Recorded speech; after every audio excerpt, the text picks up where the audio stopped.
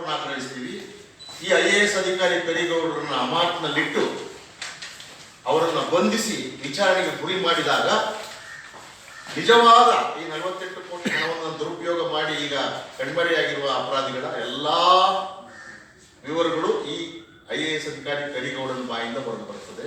ಅದಕ್ಕೆ ಬಂಧಿಸಿ ವಿಚಾರಣೆ ಗುರಿಪಡಿಸಿ ಆ 48 ಕೋಟಿ ಅಮೂಲ್ಯವಾದ ಸರ್ಕಾರದ ಹಣವನ್ನು ವಸೂಲಿ ಮಾಡೋಕ್ಕೋಸ್ಕರ ಮುಟ್ಟುಗೋಲು ಹಾಕಿ, ಆಸ್ತಿ ಮುಟ್ಟುಗೋಲು ಹಾಕಿ, ಅಪರಾಧಿಗಳ ಆಸ್ತಿಯನ್ನು ಮುಟ್ಟುಗೋಲು ಹಾಕಿ ವಸೂಲಿ ಮಾಡಬೇಕು.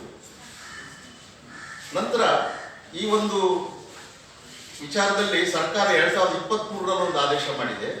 ಯಾವುದೇ ಕಾರಣಕ್ಕೂ ಬ್ಯಾಂಕುಗಳಲ್ಲಿ ಈ ನಿಗಮ ಮಂಡಳಿಗಳ ಹಣವನ್ನ FD ಮಾಡಬಾರ್ದು. ಅದು ಸರ್ಕಾರದ ಖಜಾನೆ, ಹುಜೂರ್ ಖಜಾನೆ ಅಂತ ಹೇಳ್ತಾರೆ, ಟ್ರೆಜರಿ, ಅಲ್ಲಿಯೇ FD ಮಾಡಬೇಕು ಅಂತ ಆದೇಶ ಇದ್ರೂ ಸಹ ಇವತ್ತಿಗೂ ಕೂಡ ಈ ನಿಗಮ ಮಂಡಳಿಯ IAS ಅಧಿಕಾರಿಗಳು ಮತ್ತು ಸೋಕಾಲ್ಡ್ ಏನೋ ರಾಜಕಾರಣಿಗಳ ಅಧ್ಯಕ್ಷರಾಗಿರ್ತಾರೆ, ಸಚಿವರು ಅದಕ್ಕೆ ಉಸ್ತುವಾರಿ ಇರ್ತಾರೆ, ಇವರೆಲ್ಲರೂ ಕೂಡ ಮೌಖಿಕ ಆದೇಶನೋ ರೇಟಿಂಗಲ್ಲೋ ಮಾಡಿ ತಪ್ಪಿಸ್ಕೊಂಡು ಯಾರ್ಯಾರನ್ನೋ ಅಲ್ಲಿ ಬಲಿಪಶುಗಳನ್ನಾಗಿ ಮಾಡಿ ಇವತ್ತು ಬ್ಯಾಂಕಿನಲ್ಲಿ ಠೇವಣಿ ಇಟ್ಟು ಅವ್ಯವಹಾರಗಳು ನಡೀತಾನೆ ಇದ್ದಾವೆ. ಆ ರೀತಿ ನಡೆದಂಥ ಒಂದು ದೊಡ್ಡ ಅವ್ಯವಹಾರವೇ ವಾಲ್ಮೀಕಿ ನಿಗಮದ 100 ಕೋಟಿ ಹಗರಣ ಒಂದು ಉದಾಹರಣೆ. ಇವತ್ತು ನಾವು ರಾಜ್ಯ ಸರ್ಕಾರವನ್ನು ಆಗ್ರಹ ಮಾಡ್ತೀವಿ, ಈ ಹುಜೂರ್ ಖಜಾನೆ ಅಥವಾ ಬ್ಯಾಂಕ್ ಏನು ಸರ್ಕಾರದ ಟ್ರೆಜರಿಯಲ್ಲಿಯೇ ಕಡ್ಡಾಯವಾಗಿ ಸರ್ಕಾರದ ಹಣ FD ಆಗಿರುವಂಥದ್ದನ್ನ ಇಂಪ್ಲಿಮೆಂಟ್ ಮಾಡಿ, ಅನುಷ್ಠಾನ ಮಾಡಿ. ವೈಲೇಟ್ ಯಾರು ಮಾಡ್ತಾರೆ ಅಧಿಕಾರಿಗಳು ಅವರನ್ನ ಅಮಾನತ್ ಮಾಡ್ರಿ ಅಥವಾ ಸೇವೆಯಿಂದ ವಜಾ ಮಾಡಿ, ಅವಾಗ ಮಾತ್ರ ಈ ಸರ್ಕಾರಿ ಅಧಿಕಾರಿಗಳು ಬುದ್ಧಿ ಕಲಿತಾರೆ. ಇಲ್ಲಾಂದ್ರೆ ಸರ್ಕಾರದ ಹಣವನ್ನೇ ಲೂಟಿ ಮಾಡುವಂತಹ ಈ ಒಂದು ದಂಧೆ ನಡೀತಾ ಇದೆ. ಇದನ್ನು ನಿಲ್ಲಿಸದೇ ಹೋದ್ರೆ ಈ ರೀತಿ ಅಮೂಲ್ಯವಾದ ಹಣ ದುರುಪಯೋಗ ಆಗುತ್ತೆ. ಯಾವ ಜನ ಬಡವರು ಕಷ್ಟದಲ್ಲಿದ್ದಾರೆ ಅವರಿಗೆ ಸಲ್ಲಬೇಕಾದಂತಹ ಅನುದಾನ ತಪ್ಪಿ ಇದು ತಿಮ್ಮಿಂಗಲಗಳ ಒಂದು ಬಾಯಿಗೆ ಆಹಾರ ಆಗ್ತದೆ. ಆದ್ರಿಂದ ಈ ಭ್ರಷ್ಟಾಚಾರವನ್ನು ವಿರೋಧಿಸಿ ನಾವು ಇವತ್ತು ಪತ್ರಿಕಾಗೋಷ್ಠಿ ಮಾಡಿ ರಾಜ್ಯ ಸರ್ಕಾರವನ್ನು ಆಗ್ರಹ ಮಾಡ್ತಾ ಇದ್ದೀವಿ. ಮಾಜಿ ಮುಖ್ಯಮಂತ್ರಿ ಬಸವರಾಜ ಬೊಮ್ಮಾಯಿ ಅವರನ್ನು ವಿಚಾರಣೆಗೆ ಗುರಿಪಡಿಸಿ ಈ 48 ಕೋಟಿ ಹಗರಣದ ಬೇರುಗಳನ್ನು ಹೊರಗೆ ತೆಗೆಯಬೇಕು. ಅಂದಿನ MD ಕರಿಗೌಡ IAS ಅಧಿಕಾರಿಯನ್ನು ಈಗಲೂ ಅಮಾನತು ಮಾಡಿ, ಈಗಲೂ IAS ಅಧಿಕಾರಿ ಆಗಿದ್ದಾರೆ, ಅವರನ್ನು ಅಮಾನತು ಮಾಡಿ ಅವರನ್ನ ಶಿಕ್ಷೆಗೆ ಗುರಿಪಡಿಸಿ ಬಂಧಿಸಿದರೆ ಈ ಎಲ್ಲ ಅವ್ಯವಹಾರಗಳ ಎಲ್ಲ ವಿವರಗಳು ಹೊರಗಡೆ ಬರ್ತವೆ. ನಮ್ಮ ಕಾಳಜಿ ಇಷ್ಟೇನೆ, ಈ ಅಮೂಲ್ಯವಾದ 48 ಕೋಟಿ ಹಣವನ್ನು ವಸೂಲಿ ಮಾಡೋಕ್ಕೆ ಆರೋಪಿಗಳು ಅಪರಾಧಿಗಳ ಆಸ್ತಿ ಮುಟ್ಟುಗೋಲು ಹಾಕಿ ಫಾಸ್ಟ್ ಟ್ರ್ಯಾಕ್ ಕೋರ್ಟ್ನಲ್ಲಿ ವಿಚಾರಣೆ ಮಾಡಬೇಕು. ಈಗ ಮಂದಗತಿಯಲ್ಲಿ ನಡೀತಾ ಇದೆ ಅಂತ ಹೇಳಿ ಇಂದಿನ ಸರ್ಕಾರದ ಮುಖ್ಯಮಂತ್ರಿ, ಇಂದಿನ ಗೃಹ ಮಂತ್ರಿ, ಇಂದಿನ ಕಾನೂನು ಮಂತ್ರಿಗಳನ್ನು ನಾವು ಆಗ್ರಹ ಮಾಡ್ತೀವಿ. ಈ ಹಗರಣವನ್ನು ಯಾವ ರೀತಿ ವಾಲ್ಮೀಕಿ ನಿಗಮದ ಹಗರಣ ತ್ವರಿತಗತಿಯಲ್ಲಿ ಮಾಡ್ತಿದ್ದೀರೋ ಇನ್ನಷ್ಟು ಫಾಸ್ಟ್ ಆಗಿ ವಾಲ್ಮೀಕಿ ನಿಗಮದ ಹಗರಣವನ್ನು ತನಿಖೆ ಗುರಿಪಡಿಸಿ ಈ ತಪ್ಪಿತಸ್ಥರನ್ನು ಕಂಡುಹಿಡಿದು ಶಿಕ್ಷೆಗೆ ಗುರಿಪಡಿಸಬೇಕು. ಅದೇ ರೀತಿ ಇದು ಮುಚ್ಚಿ ಹೋಗಿ ಮರೆತು ಹೋಗುವಂಥ ಒಂದು ಪ್ರಸಂಗ ಈ ಹಗರಣ.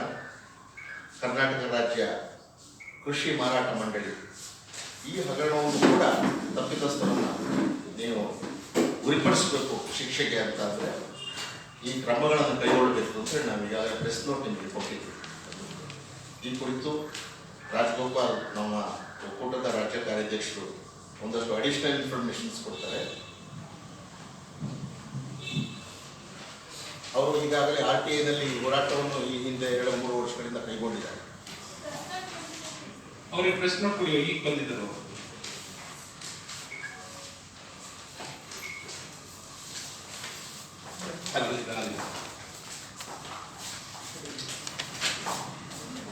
ಆತ್ಮೀಯ ಪತ್ರಕರ್ತರಿಗೆ ನಮಸ್ಕಾರಗಳು.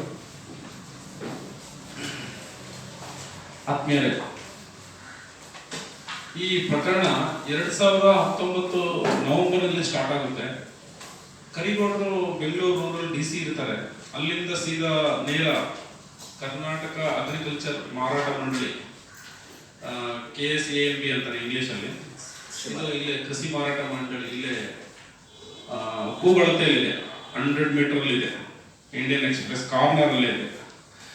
ಇವರು ಏನ್ ಮಾಡ್ತಾರೆ, ಬ್ಯಾಂಕಲ್ಲಿ ಇವರ ಖಾತೆಯಲ್ಲಿ 100 ಕೋಟಿ ರೂಪಾಯಿ ಇರುತ್ತೆ ರಾಜಾಜಿನಗರಲ್ಲಿ. ಆ 100 ಕೋಟಿ ಏನ್ ಮಾಡ್ತಾರೆ, ಬೇರೆ ಬ್ಯಾಂಕ್ಗಳಿಂದ ಒಂದಿಷ್ಟು ಕೊಟೇಶನ್ಸ್ ತಗೊಳ್ತಾರೆ. ಆ ಕೊಟೇಶನ್ಸ್ ಏನಪ್ಪಾ ಅಂದ್ರೆ ಯಾರು ಹೆಚ್ಚಿಗೆ ಇಂಟ್ರೆಸ್ಟ್ ಕೊಡ್ತಾರೆ ಅಂತ. ಆ ಉತ್ತರಹಳ್ಳಿ ಸಿಂಡಿಕೇಟ್ ಬ್ಯಾಂಕ್ ಅವರು ನಾವು ಹೆಚ್ಚಿಗೆ ಇಂಟ್ರೆಸ್ಟ್ ಕೊಡ್ತೀವಿ ಅಂತ ಹೇಳ್ಬಿಟ್ಟು ಕೊಟೇಶನ್ ಕೊಡ್ತಾರೆ. ಈ 100 ಕೋಟಿ ಅಲ್ಲಿಗೆ ವರ್ಗಾವಣೆ ಮಾಡಿ ಅಂತ ಹೇಳ್ತಾರೆ. ಹೇಳಿದವ್ರು ಯಾರು? MD ಕರಿಗೌಡರು, IAS officer. ಇವರಿಗೆ ಹಿಂದೆ ಕುಮ್ಮಕ್ಕ ಯಾರಾದರೂ ರಾಜಕಾರಣಿಗಳು ಇದ್ದೇ ಇರುತ್ತೆ. ಆವಾಗ ಕೋಆಪರೇಟಿವ್ ಸೊಸೈಟಿಯ ಮಿನಿಸ್ಟರ್ ಆದರು SR ಬೊಮ್ಮಾಯಿ ಅವರು. ಬಸವರಾಜ ಬೊಮ್ಮಾಯಿ ಅವರು ಇದ್ರು. ಸೊ ಇವರು ಗಮನಕ್ಕಿಂದನೇ 100 ಕೋಟಿ ರೂಪಾಯಿ ವರ್ಗಾವಣೆ ಆಗುತ್ತಾ? ಅದು ರೂಲ್ಸ್ ಇದೆ, ಒಂದು ನಿಯಮ ಇದೆ. ಯಾವುದೇ ಹಣವನ್ನ ಒಂದು ಕಡೆಯಿಂದ ಇನ್ನೊಂದು ಕಡೆ ವರ್ಗಾವಣೆ ಮಾಡಬೇಕಾದಾಗ ಕನ್ಸರ್ನ್ ಮಿನಿಸ್ಟರ್ಗಳಿಂದ ಪರ್ಮಿಷನ್ ತಗೊಂಡೇ ವರ್ಗಾವಣೆ ಆಗ್ಬೇಕು. ಆದ್ರೆ ವರ್ಗಾವಣೆ ಆದಾಗ ಅಲ್ಲಿ ಕೇವಲ 52 ಕೋಟಿ ಆಗುತ್ತೆ, 48 ಕೋಟಿ ವರ್ಗಾವಣೆ ಆಗಲ್ಲ. 48 ಕೋಟಿ ವರ್ಗಾವಣೆ ಆಗಲ್ಲ. ಆಗದೆ ಇದ್ದಾಗ ಇವ್ರುಗಳು 1 ತಿಂಗಳು 2 ತಿಂಗಳು ಆದ್ಮೇಲೆ ಎಚ್ಚೆತ್ಕೊಂಡು ಮಾಡಿದವ್ರು ಇವರೇ ಅಪರಾಧ ಕಂಪ್ಲೇಂಟ್ ಕೊಡ್ತಾರೆ. ಇವರೇ ಹೋಗಿ ಯಾರನ್ನ ಬ್ಲೇಮ್ ಮಾಡ್ತಾರೆ?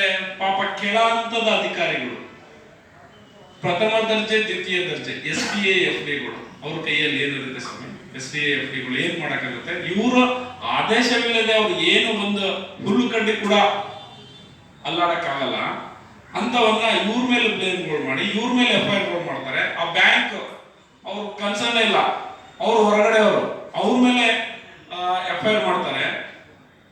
ಇವರು ಏನಾಗುತ್ತೆ, ತದನಂತರ CCB ಕೊಡ್ತಾರೆ. CCB ಯಾರ ಕಂಟ್ರೋಲ್ ಅಲ್ಲಿ ಇತ್ತು? SR ಬೊಮ್ಮಾಯಿ ಅವರ ಕಂಟ್ರೋಲ್ ಅಲ್ಲಿ ಇತ್ತು. ಬಸವರಾಜ ಬೊಮ್ಮಾಯಿ ಅವರ ಕಂಟ್ರೋಲ್ ಅಲ್ಲಿ ಇತ್ತು. ಬಸವರಾಜ ಬೊಮ್ಮಾಯಿ ಅವರು ಅವಾಗ ಹೋಮ್ ಮಿನಿಸ್ಟರ್ ಇರ್ತಾರೆ. ಇದನ್ನು ಖಾತೆ ನಿಭಾಯಿಸ್ತಾ ಇರ್ತಾರೆ. ಅಂದ್ರೆ ಈ ನಿಮ್ಮ ಸಮಯದಲ್ಲಿ ಆಗಿರೋದನ್ನ ಇದನ್ನ ಬಿಜೆಪಿ ಇವತ್ತವರೆಗೂ ಎತ್ತಿ ತೋರಿಸಾಗಿಲ್ಲ. ಇದು ಯಾರ್ಯಾರು ಪಾಪ ಸಣ್ಣವ್ರನ್ನ ಗುರಿ ಮಾಡಿ ಇನ್ನು ಸುಮ್ಮನೆ ನಿಧಾನಕ್ಕೆ ಹೋಗ್ತಾ ಇದೆ. 48 ಕೋಟಿ ರೈತರ ಬೆವರಿನ ದುಡ್ಡದು, ರೈತರಿಗೆ ಸೇರ್ಬೇಕಾಗಿದ್ದ ಹಣವನ್ನ ಇವತ್ತು ಕೂಡ ಸೇರ್ತಾ ಇಲ್ಲ. ಅದ್ರ ಬಗ್ಗೆ ಚಕಾರಗಳಿಲ್ಲ. ನಾನು RTI ನಲ್ಲಿ ಹೋದ ವರ್ಷ ನವೆಂಬರ್ ಅಲ್ಲಿ ಇಲ್ಲಿಗೆ 7-8 ತಿಂಗಳಿಂದ ನಾನು RTI ನಲ್ಲಿ ಕೇಳಿದೆ. ನಾನು ಅವರಿಗೆ ಓರಲ್ ಆಗಿ ಕೇಳಿದೆ, ಹೊಸ MD ಬಂದಿದ್ರು. ನನಗೆ ಗೊತ್ತಿಲ್ಲ ಅಂತ ಹೇಳಿದ್ರು. ಹೌದಾ ಅಂತ, ನಿಮ್ಮ ಆಫೀಸರ್ಸ್ಗಳಿಗೆ ಕರೀರಿ ಅಂದೆ. ಆಫೀಸರ್ಸ್ಗಳು ಹೌದು ಸರ್ ಆಗಿದೆ ನಮ್ಮಲ್ಲಿ ಅಂತಂದ್ರು. ಮತ್ತೆ ದುಡ್ಡು ಬಂತ ಅಂತ ಕೇಳಿದೆ. ಬಂದಿರ್ಬೋದು ಅಂತ ಹಾರಿಕೆ ಉತ್ತರಗಳು ಕೊಟ್ಟರು. ನೋಡಿ ಕರೆಕ್ಟ್ ಆಗಿ ಉತ್ತರ ಕೊಡಿ, ಬಂದಿದೆಯಾ ಇಲ್ಲ. ಬಂದಿರ್ಬೋದು, ಅದನ್ನ ಎಕ್ಸಾಕ್ಟ್ ಆಗಿ ಹೇಳಕ್ ಬರಲ್ಲ. ನಾನು RTI ಹಾಕ್ತೀನಿ ಅಂತ ಹೇಳ್ಬಿಟ್ಟು 8 ತಿಂಗಳಿಂದ RTI ಹಾಕಿದ್ರೆ ನನ್ನ ಇದು ನಮ್ಮ ನಿಯಮಕ್ಕೆ ಬರಲ್ಲ, ಇದು RTI ನಮ್ಮ ಇದಕ್ಕೆ ಬರಲ್ಲ, ಅನ್ವಯಿಸಂಗಿಲ್ಲ ಅಂತ ಹೇಳ್ಬಿಟ್ಟು ನನಗೆ ಒಂದು ಉತ್ತರ ಕೊಟ್ಟಿದ್ದಾರೆ. ನನಗೆ ಸರ್ಕಾರದ ದುಡ್ಡು ನಾವು ಕೇಳಂಗಿಲ್ವಾ? ಒಬ್ಬ ಸಾರ್ವಜನಿಕ ಪರ್ಸನ್ ಆಗಿ ನನ್ಗೆ ಕೇಳಬಾರ್ದ? ಇದು ನನಗೆ ಅವರು ಉತ್ತರ ಯಾವಾಗ ಕೊಟ್ಟಿದ್ದಾರೆ ಅಂದ್ರೆ 11/10/2023ಕ್ಕೆ ನನ್ನ RTIಗೆ ಉತ್ತರ ಕೊಟ್ಟಿದ್ದಾರೆ. ಇವತ್ತು ಏನಾಗ್ತಾ ಇದೆ, ಈ ಸರ್ಕಾರದ ದುಡ್ಡುಗಳು ಇಂಥ ಕಳ್ಳ ಅಧಿಕಾರಿಗಳ ಪಾಲಾಗ್ತಾ ಇದೆ. ಇದರಲ್ಲಿ ಇನ್ಯಾರಿದ್ದಾರೆ ಅನ್ನೋದು ಸತ್ಯಾಂಶ ಆಚೆ ಬರಬೇಕು. ಯಾಕಂತ ಹೇಳಿದ್ರೆ ಪಾಪ ಅಮಾಯಕರನ್ನ ಇದರಲ್ಲಿ ಗುರಿ ಮಾಡಿದಾರೆ ಅಂತ ನನ್ನ ಅನಿಸಿಕೆ.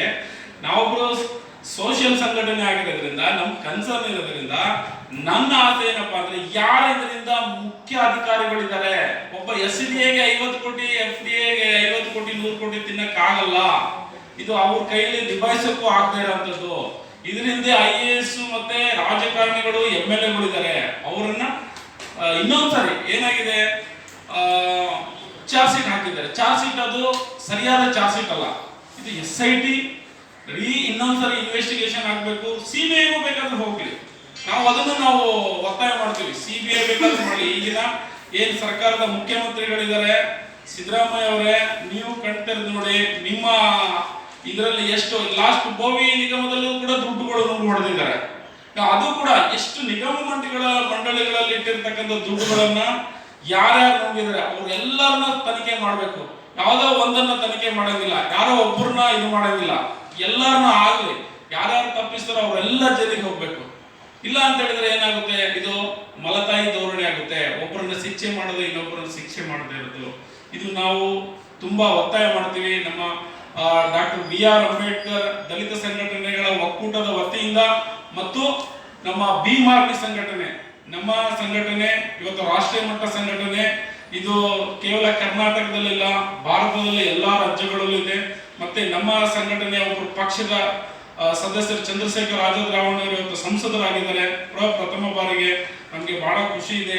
ಸೊ ಆದ್ದರಿಂದ ಈ ತನಿಖೆ ನ್ಯಾಯಯುತವಾದ ತನಿಖೆ ಆಗಬೇಕು. ಇದು ಯಾರು ಪರವಾಗೂ ಅಲ್ಲ, ಯಾರ ವಿರೋಧವಾಗೂ ಅಲ್ಲ. ಇದು ಸರ್ಕಾರದ ಹಣವನ್ನು ಉಳಿಸೋಕ್ಕೋಸ್ಕರ ನಾವು ಇದನ್ನು ಹೋರಾಟ ಮಾಡ್ತಾ ಇದ್ದೀವಿ. ಇದರಿಂದ ನನ್ನ ಏನಪ್ಪಾ ಅಂದ್ರೆ ಒತ್ತಾಯ, ಇದು ಫಾಸ್ಟ್ ಟ್ರ್ಯಾಕ್ ಹೋಗ್ಬೇಕಿದೆ ಬಹಳಷ್ಟು ಬೇಗ. ಯಾಕಂದ್ರೆ 48 ಕೋಟಿ ರೂಪಾಯಿ ಬರಬೇಕು ಬೇಗ, ಸರ್ಕಾರದ ಜನಗಳು ಯೂಸ್ ಆಗಬೇಕು. ಇವತ್ತು ಎಷ್ಟೋ ಇಲಾಖೆಗಳಿಗೆ ಹೋಗಿ ಕೇಳಿದ್ರೆ ಸರ್ ದುಡ್ಡೇ ಇಲ್ಲ ಅಂತಾರೆ. ಸೊ ಅದರಿಂದ ನಮ್ಮ ಇನ್ನೊಬ್ಬರು ಸದಸ್ಯರು ಗೋವಿಂದರಾಜ್ ಅವರು, ನಮ್ಮ ಸಂಘಟನೆ ಸದಸ್ಯರು, ಅವರು ಮಾತಾಡ್ತಾರೆ. ಆತ್ಮೀಯ ವರದಿಗಾರರೇ, ಈಗಾಗಲೇ ನಮ್ಮ ಡಾಕ್ಟರ್ ಬಿ.ಆರ್. ಅಂಬೇಡ್ಕರ್ ದಲಿತ ಸಂಘಟನೆಗಳ ಒಕ್ಕೂಟದ ಸಂಸ್ಥಾಪಕ ರಾಜ್ಯಾಧ್ಯಕ್ಷರು ಆದಂತಹ ಶ್ರೀಧರ್ ಕಲ್ವಿಜಿಯವರು ಮತ್ತು ಕಾರ್ಯಾಧ್ಯಕ್ಷರಾಗಿರ್ತಕ್ಕಂಥ ರಾಜಗೋಪಾಲ್ಜಿಯವರು ಸಂಪೂರ್ಣವಾದಂಥ ಮಾಹಿತಿಯನ್ನ ನೀಡಿದ್ದಾರೆ.